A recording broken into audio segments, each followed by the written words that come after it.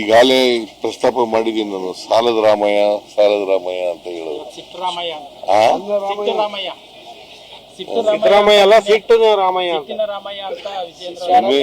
ಏನಾದ್ರು ಬಾಯಿ ಬಂದಾಗ ಮಾತಾಡ್ತಾರೆ.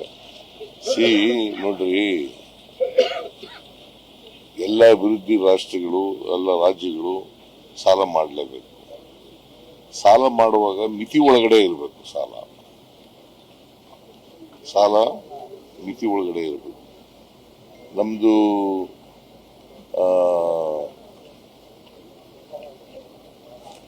GDP ಎಷ್ಟು ಗೊತ್ತಾ ಕರ್ನಾಟಕದ್ದು?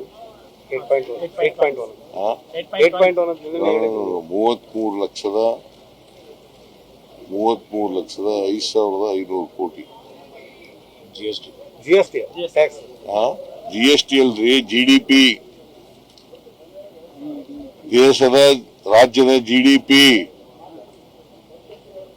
Gross domestic product. GDP 33,05,500 ಕೋಟಿ. ಅದರಲ್ಲಿ 25% ಸಾಲ ಇರಬೇಕು. ಅದರಲ್ಲಿ 25% ಸಾಲ ಇರಬೇಕು. ನಾವು 24.94% ಮಾಡಿದೀವಿ. ಅದ್ರೊಳಗಡೆ ಇದೆಯಾ ಇಲ್ವಾ? ಮತ್ತೆ ಸಾಲ ಹೆಂಗ್ ಮಾಡಿದೀವಿ, ಸಾಲ ಜಾಸ್ತಿ ಮಾಡಿದೀವಿ ಅಂತ ಹೇಳದಂಗೆ? ಫಿಸ್ಕಲ್ ರೆಸ್ಪಾನ್ಸಿಬಿಲಿಟಿ ಆಗಿದೆ. ಫಿಸ್ಕಲ್ ರೆಸ್ಪಾನ್ಸಿಬಿಲಿಟಿ ಆಕ್ಟ್ 2002ರಲ್ಲಿ ಪಾಸ್ ಮಾಡಿತು. ಒಂದು ರಾಜ್ಯದ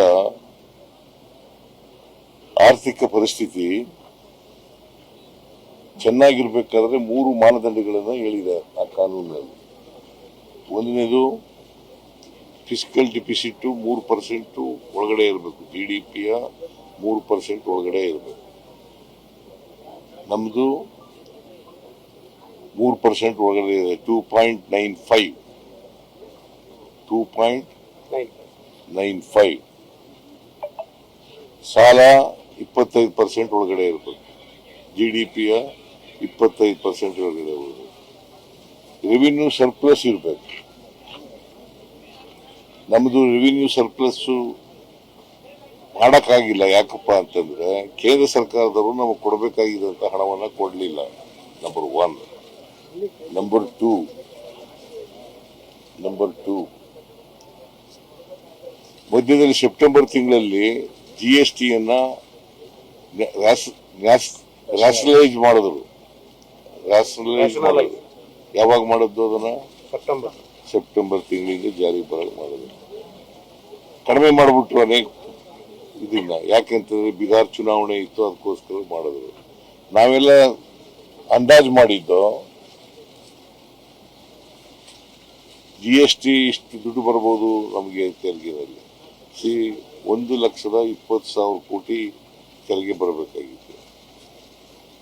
ನಮಗೆ 10,000 ಕೋಟಿ ಕಡಿಮೆ ಆಯಿತು. ಅದರಲ್ಲಿ 10,000 ಕೋಟಿ. GST ರ್ಯಾಷನಲೈಸ್ ಮಾಡಕ್ಕೆ ಮುಂಚಿತವಾಗಿ, ತೀರ್ಮಾನ ಮಾಡಕ್ಕೆ ಮುಂಚಿತವಾಗಿ 10% ಗ್ರೋತ್ ಇತ್ತು ನಮ್ಮ ರಾಜ್ಯದಲ್ಲಿ. 10% ಗ್ರೋತ್, GST ಗ್ರೋತ್ 10% ಗ್ರೋತ್ ಇತ್ತು. ಅದು 4% ಇಳಿದು ಬಿಡ್ತು. ಡೆಫಿಸಿಟ್ ಆಗಿದ್ರಿಂದ 10,000 crore ಡೆಫಿಸಿಟ್ ಆಗಿದ್ರಿಂದ ಗ್ರೋತ್ ರೇಟ್ ರೀ.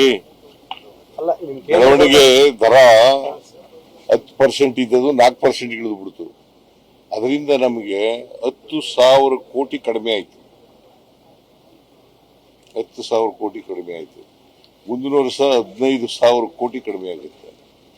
ಆಮೇಲೆ ಕೇಂದ್ರ ಸರ್ಕಾರ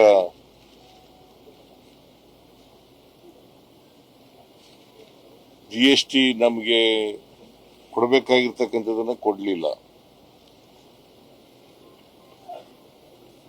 ಸುಮಾರು 11,495 ಕೋಟಿ 11,495 ಕೋಟಿ ವಿಶೇಷ ಗ್ರಾಂಟ್ಸ್ ಕೊಡ್ತೀವಿ ಅಂತಂದಿದ್ರು. ಅದು ಕೊಡಲಿಲ್ಲ.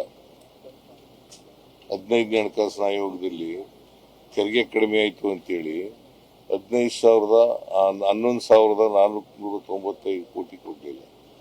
ಆಮೇಲೆ ನಿರ್ಮಲಾ ಸೀತಾರಾಮನ್ ಅವರು ಬಜೆಟ್ನಲ್ಲಿ ಘೋಷಣೆ ಮಾಡಿದ್ದು ಅಪ್ಪರ್ ಭದ್ರಾ ಯೋಜನೆಗೆ 5,300 ಕೋಟಿ ಕೊಡ್ತೀವಿ ಅಂದ್ಬಿಟ್ಟು ಕೊಡ್ಲಿಲ್ಲ. 2 ವರ್ಷ 3 ವರ್ಷ ಆಯ್ತು.